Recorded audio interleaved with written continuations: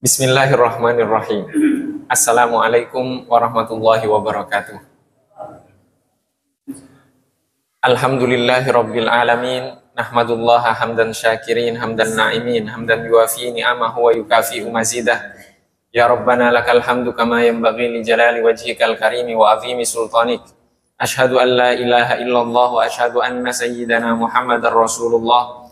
Allahumma salli ala sayyidina Muhammadin abdika wa rasulika nabiyil ummi wa ala alihi wa sahbihi wa sallim. Amma ba'du. Sebelum kita melanjutkan pembacaan dan juga penjelasan ringkas tentang hikmah-hikmah dari Al-Imam Ibnu Athaillah As-Sakandari, mari kita sama-sama membaca Al-Fatihah.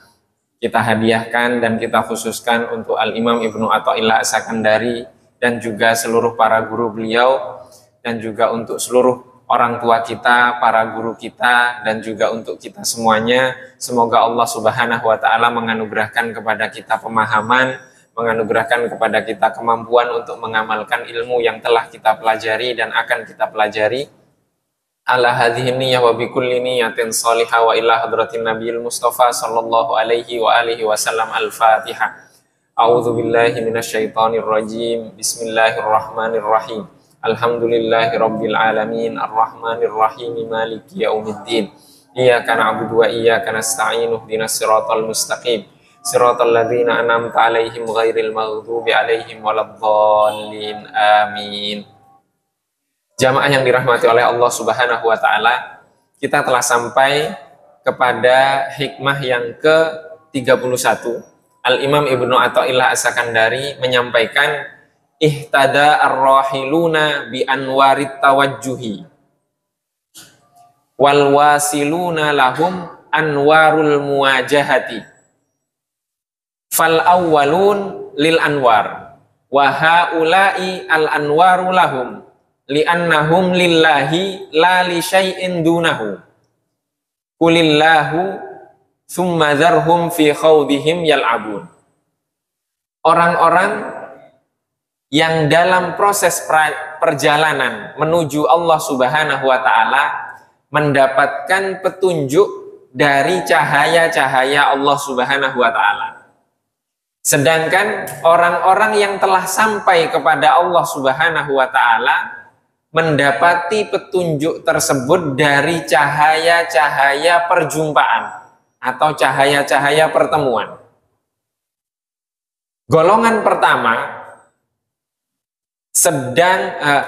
golongan pertama sedang menuju kepada cahaya, sedangkan golongan yang kedua cahaya-cahaya tersebut telah bersama mereka, karena tujuan mereka adalah Allah, tidak ada selainnya. Kulillah, katakanlah Allah, summa kemudian zarhum fi khawdihim yal'abun, biarkan mereka tersesat dalam kesesatan mereka. Jamaah yang dirahmati oleh Allah Subhanahu wa Ta'ala, 3 hikmah terakhir yang kita pelajari ini, yaitu hikmah ke-29, 30 dan juga 31, ini menjelaskan tentang perbedaan antara 2 golongan dari hamba-hamba Allah yang terpilih. Golongan yang pertama adalah golongan yang berproses untuk sampai kepada Allah Subhanahu wa Ta'ala. Golongan yang kedua adalah golongan yang telah sampai kepada Allah Subhanahu wa Ta'ala. Di kajian-kajian sebelum ini kita telah banyak mencontohkan. Kita contohkan dari yang pertama. Golongan yang pertama adalah orang-orang yang berjalan menuju Allah Subhanahu wa Ta'ala, maka dia akan mendapatkan petunjuk dari cahaya-cahaya petunjuk Allah Subhanahu wa Ta'ala. Golongan yang pertama ini adalah golongan orang yang sedang melaksanakan syariat lahir. syariat zahir, sehingga kemudian batinnya pun menikmati. Contoh, di masa Rasulullah Shallallahu Alaihi Wasallam ada seorang badui datang kepada Rasulullah Shallallahu Alaihi Wasallam. Dia berkata, demi zat yang mengutusmu, apa yang Allah Subhanahu wa Ta'ala wajibkan untukku dari sholat? Rasulullah menjawab, sholat 5 waktu, selainnya adalah sunnah. Kemudian badui ini kembali bertanya, apa yang Allah wajibkan untukku dari puasa? Rasulullah menjawab, puasa Ramadan, selainnya sunnah. Kemudian badui tersebut kembali bertanya, apa yang Allah wajibkan untukku dari zakat? Kemudian Rasulullah Shallallahu Alaihi Wasallam menjelaskan tentang zakat dan tentang syariat-syariat yang diwajibkan oleh Allah Subhanahu Wa Taala untuk umat Islam. Kemudian badui tersebut sebelum pergi dia mengatakan kepada Rasulullah Shallallahu Alaihi Wasallam, demi zat yang telah memuliakanmu, sungguh aku tidak akan meninggalkan kewajiban tersebut dan tidak akan menguranginya. Artinya dia tidak akan lebih dari kewajiban itu. Yang wajib saja dia lakukan dan dia tidak akan mengurangi juga.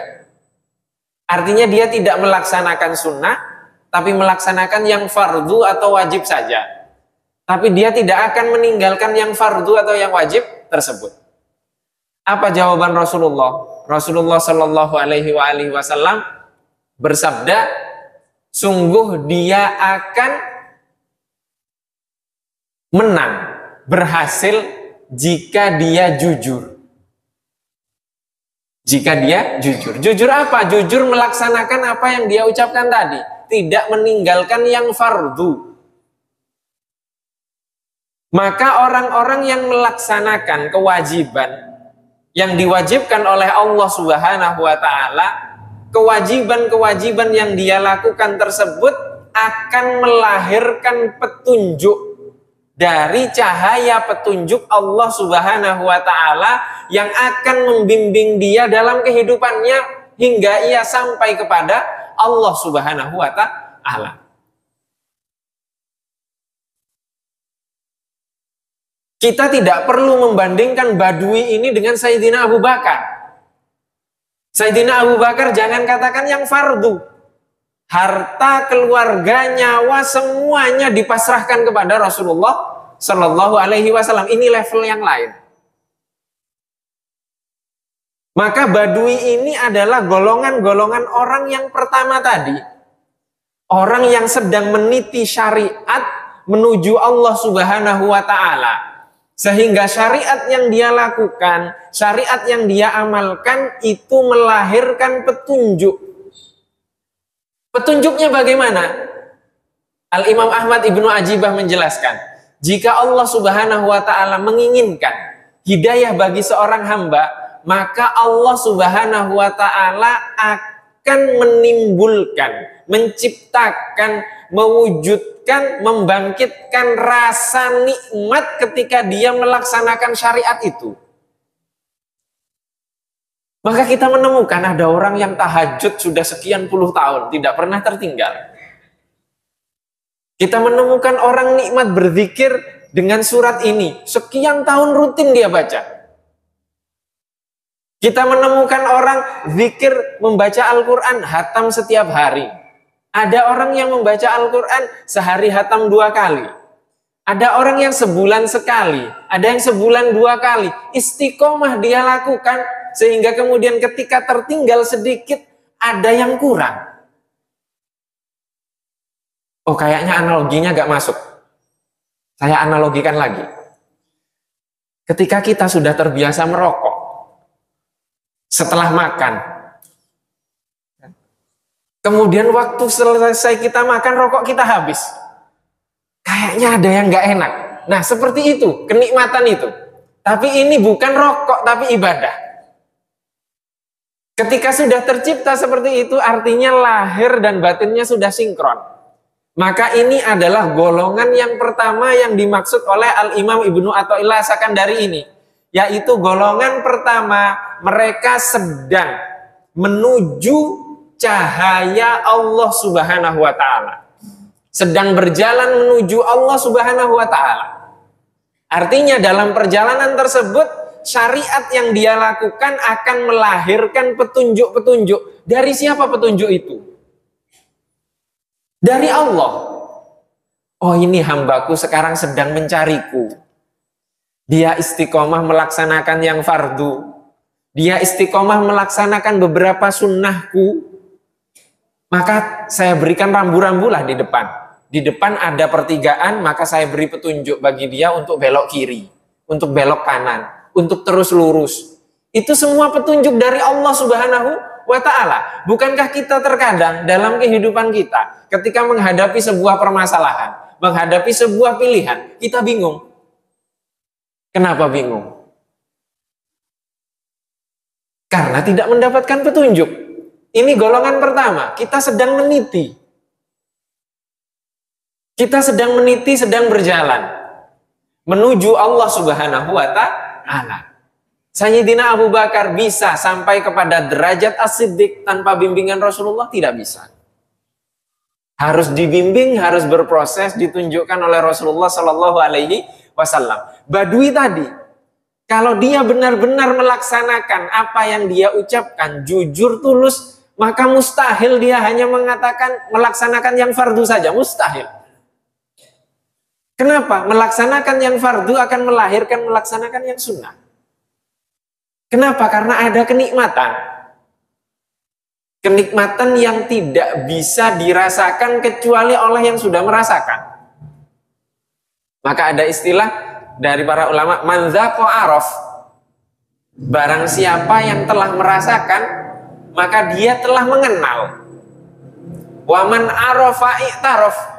Dan barang siapa yang sudah mengenal, i'taraf, dia akan mengakui.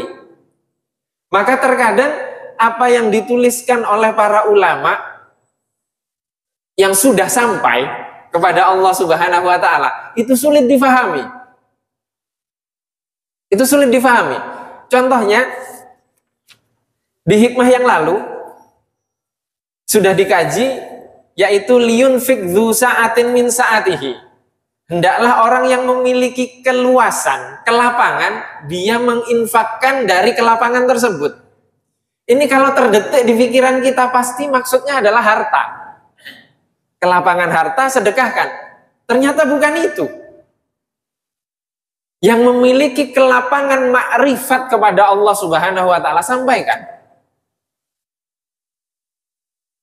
Sampaikan. Ini tidak hanya melulu urusan dunia. Maka ini dikatakan liyunfik dzu sa'atin min sa'atihi, dikatakan alwasiluna ilaihi, orang yang telah sampai kepada Allah Subhanahu wa Ta'ala.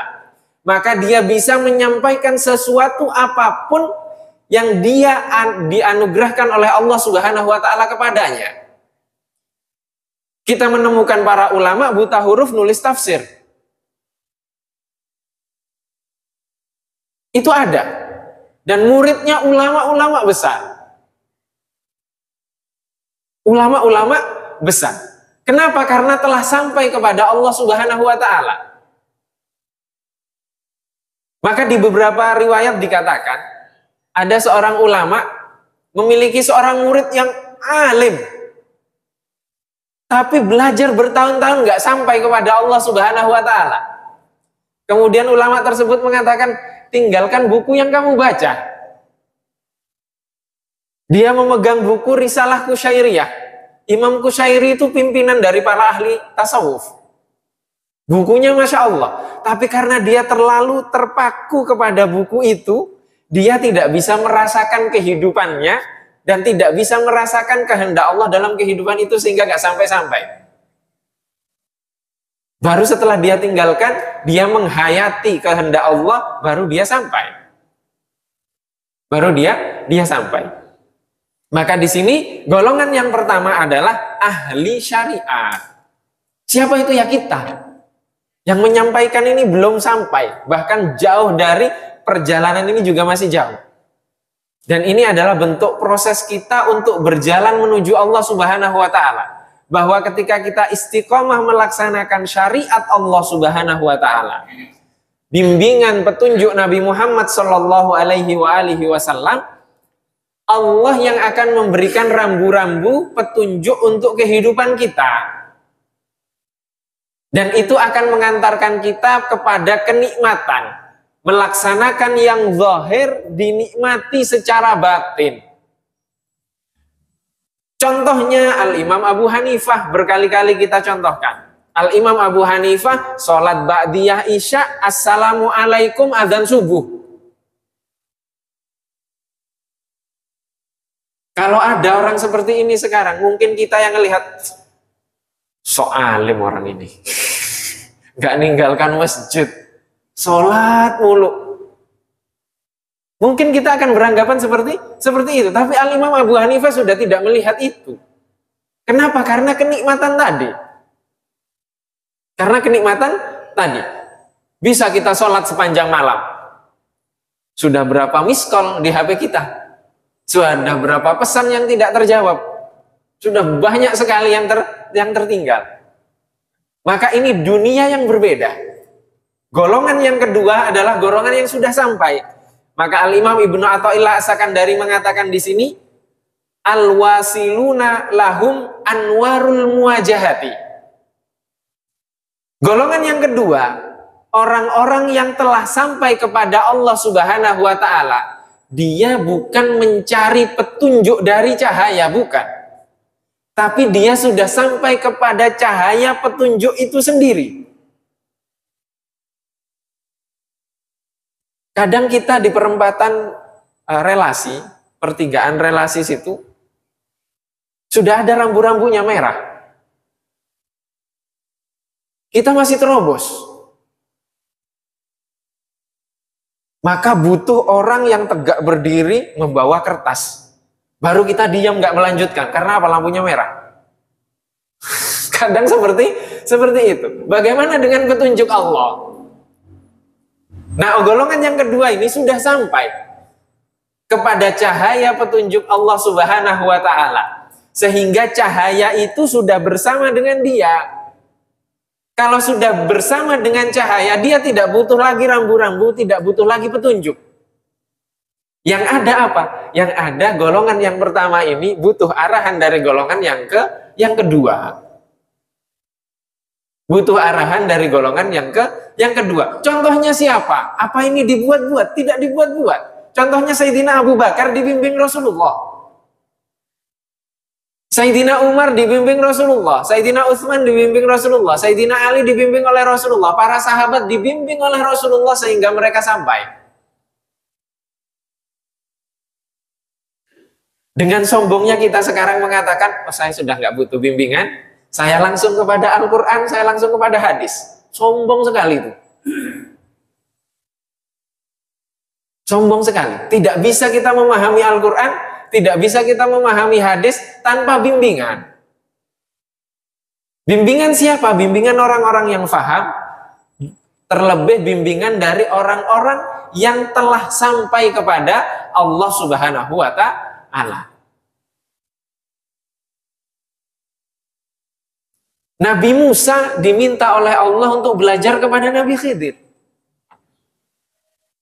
Nabi Muhammad adalah makhluk yang paling mulia menurut mayoritas para ulama, bahkan lebih mulia dari malaikat dan seluruh makhluk. Al-Quran harus melalui malaikat Jibril. Setorannya Nabi Muhammad ke malaikat Jibril. Meskipun malaikat Jibril di bawah Nabi Muhammad secara derajat di sisi Allah Subhanahu wa ta'ala. Maka artinya harus ada perantara yang mengantarkan kita untuk sampai kepada Allah Subhanahu wa ta'ala. Siapa itu golongan yang kedua? Yang kedua ini. Karena apa? Karena cahaya petunjuk Allah sudah bersama dengan mereka. Fal awwaluna lil anwar. Golongan yang pertama, mereka mencari petunjuk untuk sampai kepada cahaya. cahaya Allah Subhanahu wa taala. Sedangkan yang kedua, wa haula'i, sedangkan golongan yang kedua, al-anwaru lahum. Cahaya petunjuk itu sudah menjadi milik mereka dan bersama dengan mereka. Kalau sudah seperti itu, apa mungkin Nabi Muhammad takut di dalam Gua Tsur? Tidak mungkin. Yang takut Sayyidina Abu Bakar karena masih proses belajar.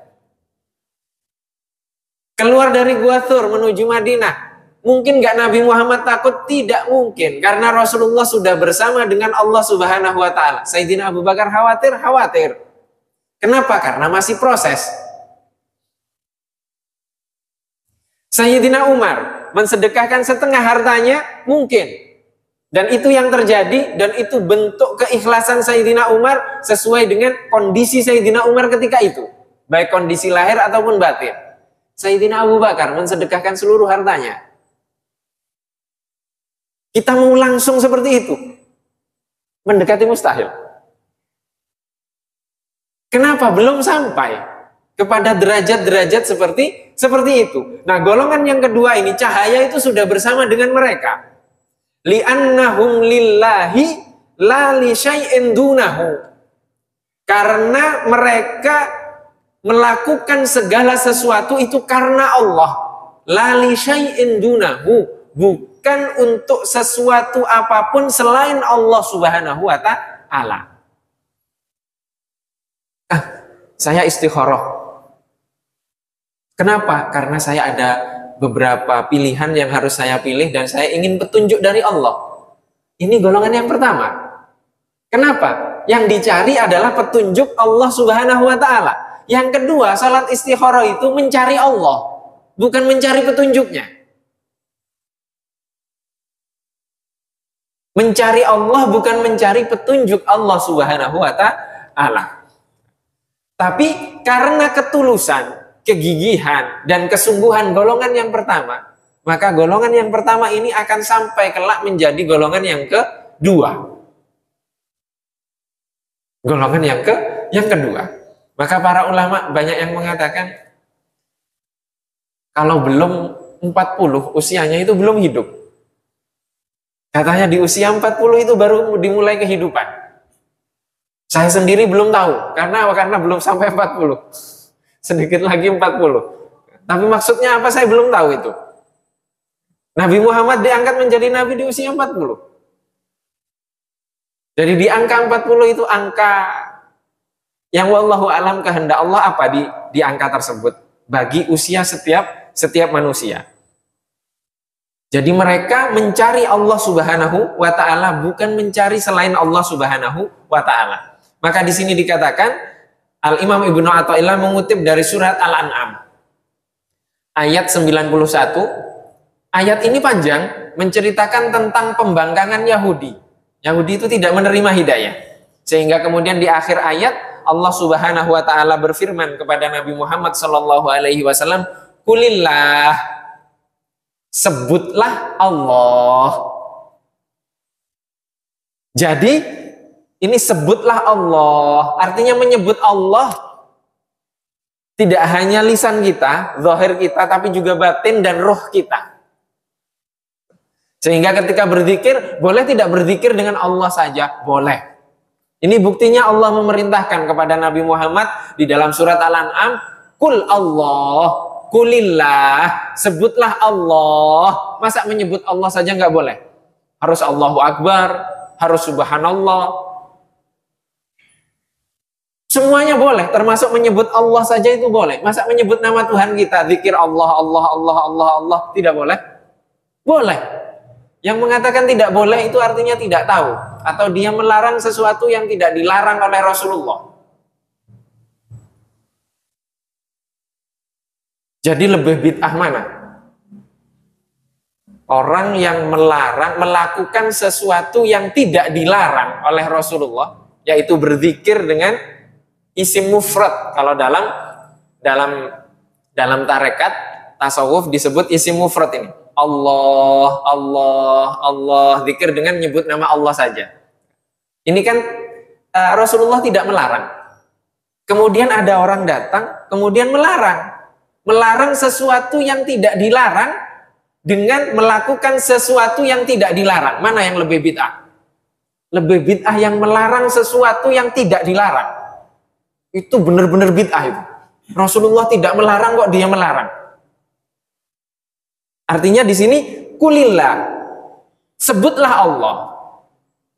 Jadi kita sebut nama Allah Subhanahu wa taala. Diperintahkan oleh siapa? Al-Imam Ibnu Athaillah. Dalam ayat ini, beliau mengutip ayat ini. Kulillah, maka dalam kehidupan kita sebutlah nama Allah, berzikirlah, ingatlah Allah lahir dan batin, summa dzarhum. Kemudian biarkan mereka. Mereka siapa? Mereka selainmu fi khawdihim yal'abun. Mereka bermain-main di dalam kesesatan mereka. Artinya apa? Kalau sudah sampai kepada Allah, yang lainnya hilang. Yang lainnya hilang. Contohnya siapa? Contohnya Nabi Muhammad. Nabi Muhammad pernah takut? Nabi Muhammad tidak pernah takut. Apa yang diperintahkan oleh Allah Subhanahu wa taala langsung dilaksanakan. Pergi ke Taif, pergi ke Taif. Secara hitung-hitungan terusir, dilempari batu, terluka Nabi Muhammad, terusir. Setelah terusir dari Taif, Nabi Muhammad itu sudah menjadi target. Bahasa kita target operasi, TO. Sudah jadi TO. TO-nya siapa? TO-nya Quraisy untuk dibunuh. Tapi Allah memerintahkan apa? Masuk lagi ke Makkah. Masuk lagi ke Makkah. Usamah bin Zaid yang mendampingi Rasulullah dan anak angkatnya Rasulullah Sallallahu Alaihi Wasallam mengatakan, Rasulullah benar nih masuk lagi ke Makkah. Rasulullah kata, Rasulullah sudah usahakan yang menurut kamu baik, Allah yang akan menjadikan itu sebagai jalan. Akhirnya dia mencari pintu celah untuk masuk ke Makkah dari sebuah kabilah. Masuk kemudian Rasulullah tidak nampak. Artinya apa? Artinya Nabi Muhammad itu bersama dengan Allah dan selalu bersama dengan Allah dalam setiap kehidupan Nabi Muhammad Shallallahu Alaihi Wasallam. Kita terkadang melihat Nabi Muhammad terlalu zahir atau juga terlalu bentuknya manusiawi banget. Nabi Muhammad itu bisa dilihat dari semua aspek sisi karena Nabi Muhammad sempurna. Manusia yang sempurna Nabi Muhammad Sallallahu Alaihi Wasallam. Karena apa? Karena tadi Nabi Muhammad itu adalah satu-satunya contoh manusia yang paling sempurna sampainya kepada Allah Subhanahu Wa Taala. Karena apa? Isra Mi'raj tidak ada yang Isra Mi'raj. Tidak ada yang Isra Mi'raj. Yang jelas Isra Mi'raj itu Nabi Muhammad Sallallahu Alaihi Wasallam. Kalau ada yang cerita-cerita Isra Mi'raj ini itu orang-orang selain Nabi, kita nggak harus percaya itu. Yang jelas-jelas Isra Mi'raj dan itu mukjizat yang paling besar. Bagian dari mukjizat yang paling besar Nabi Muhammad. Pertemuan Nabi Muhammad Shallallahu Alaihi Wasallam dengan Allah Subhanahu Wa Taala. Dan tidak ada manusia yang bertemu dengan Allah selain Nabi Muhammad Shallallahu Alaihi Wasallam. Artinya berzikir, mengingat Allah, kemudian lahir dan batin, kemudian biarkan selain kita itu mereka bermain-main dalam kehidupannya. Karena apa? Kita sedang menghadapi kehidupan kita. Dan ini yang disampaikan oleh Al-Imam Ibnu Athaillah As-Sakandari. Maka golongan yang pertama ini adalah golongan, kalau diringkas sebenarnya dari tiga hikmah tadi, hikmah yang ke-29, 30 dan 31 ini, itu ringkasannya ada di dalam hadis malaikat Jibril.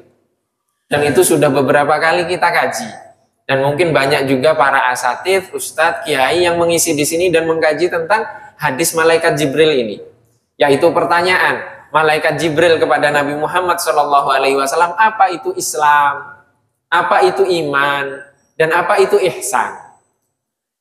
Golongan yang pertama ini yang berjalan menuju Allah Subhanahu wa Ta'ala adalah golongan Islam dan iman.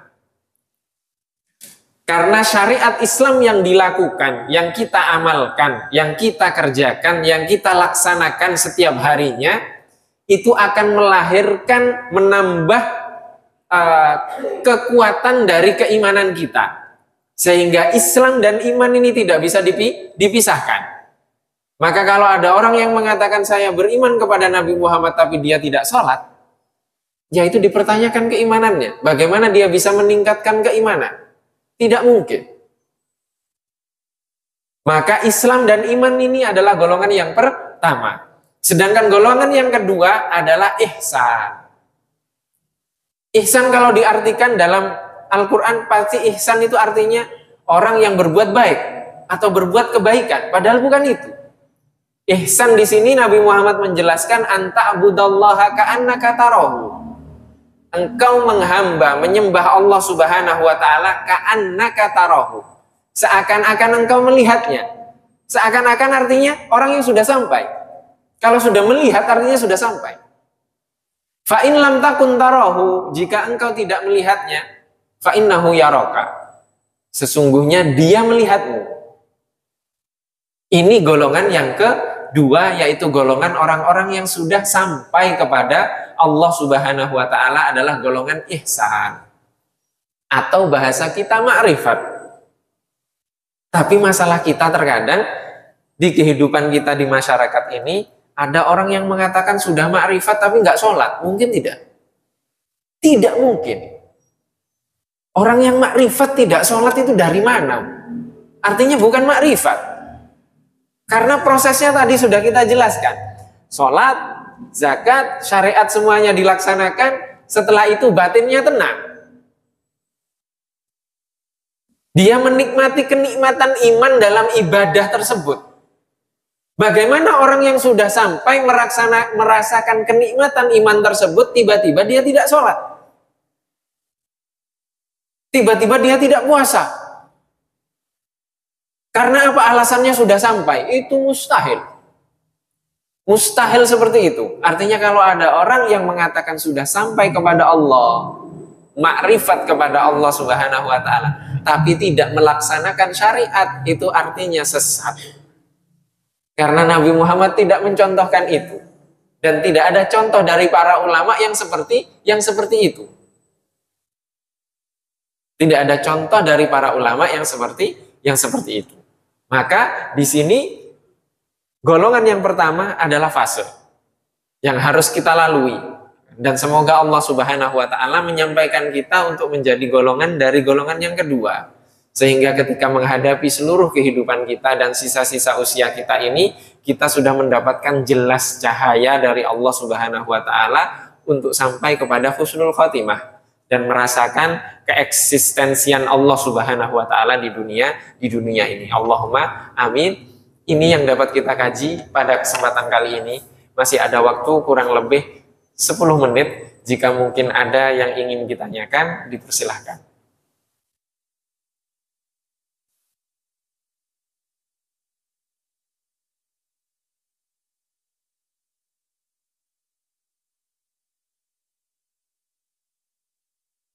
Tidak ada? Jika tidak ada, saya tutup. Sebelum kita tutup, Al-Fakir ingin menyampaikan bahwa memahami sejarah kehidupan Rasulullah Shallallahu Alaihi Wasallam itu sangat penting. Dan kemudian menghayati kehidupan Rasulullah Shallallahu Alaihi Wasallam khususnya 24 tahun sejak beliau diangkat menjadi nabi, atau 23 tahun kurang lebih, 23 atau 22 tahun kurang lebih, ketika sejak Nabi Muhammad diangkat menjadi nabi, itu adalah masa-masa pewahyuan, di mana wahyu tersebut turun menyesuaikan dengan kejadian-kejadian.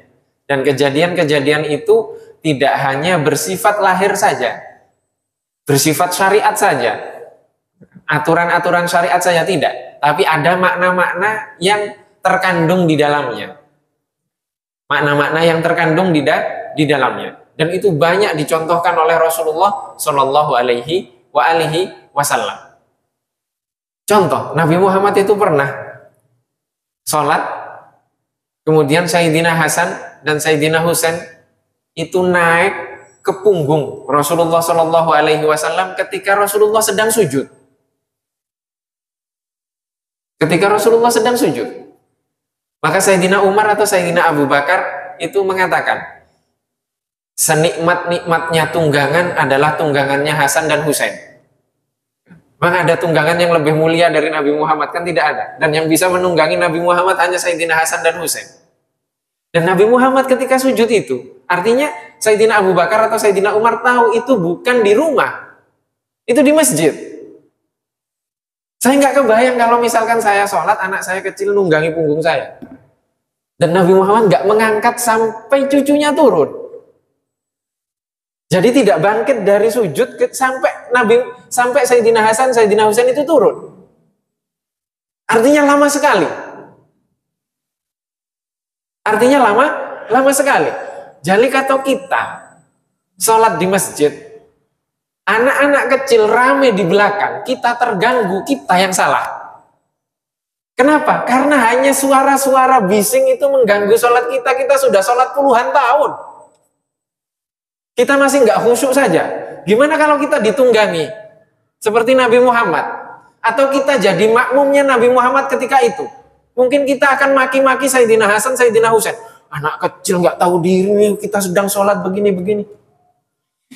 Itu makna yang terkandung.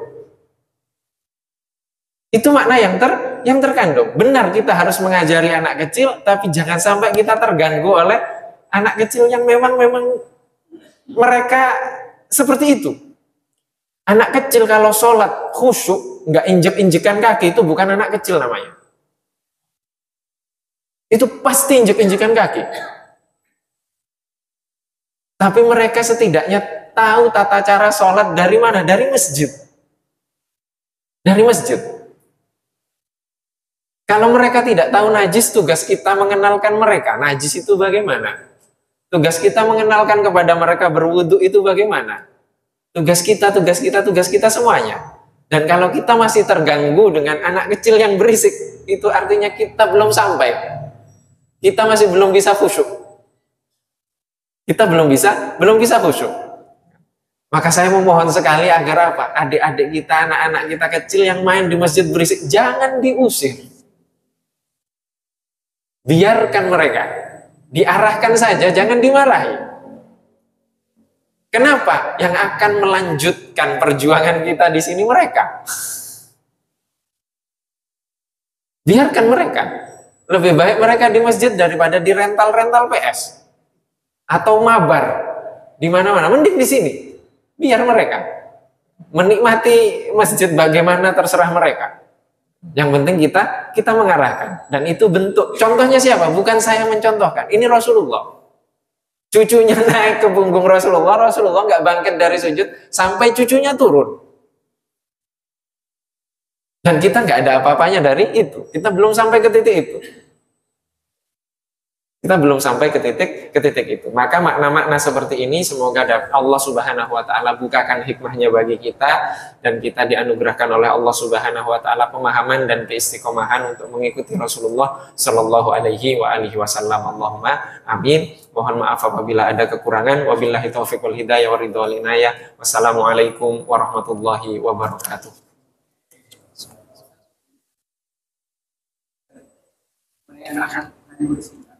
Dari Islam katakan masuk melarang menjadi pasar.